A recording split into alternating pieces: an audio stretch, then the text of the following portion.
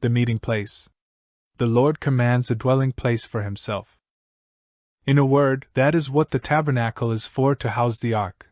The ark secures the purpose for which the tabernacle is intended. The place to meet the indwelling God. The ark is to be overlaid and inlaid with gold, which, among the metals of the tabernacle, stands for all that is special and glorious, the very presence of God. Inside the ark is to be placed the tablets of the covenant law, called the testimony in the NKJV because they testify to who and what the Lord is, to what he requires of his redeemed people, and, by implication, to our need before him as those who have broken his law. Next, however, is the mercy seat. A holy golden lid, made to the exact measurements of the ark so as to cover it precisely.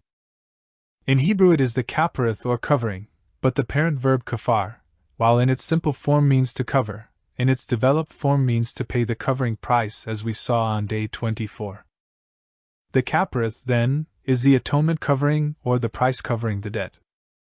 This name comes into its own on the Day of Atonement, when the atoning blood is sprinkled on the mercy seat. And the atonement cover receives the price that covers the sins and transgressions of Israel.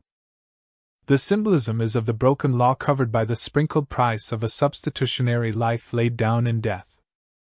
Integral to the mercy seat are the cherubim figures turned inward and gazing downwards. Ezekiel 1 verse 10 reveals the cherubim as having 4 faces, representing the whole of creation: that of a lion, the greatest of wild beasts, an eagle, the greatest of birds, an ox, the greatest of domestic beasts, and a man, the crown of creation. The cherubim are both earthly and unearthly, because the whole of heaven and earth is focused on the wonder of the atonement. Reflection. Consider these words. Be thou my shield and hiding place, that, sheltered by thy side, I may my fierce accuser face, and tell him thou hast died,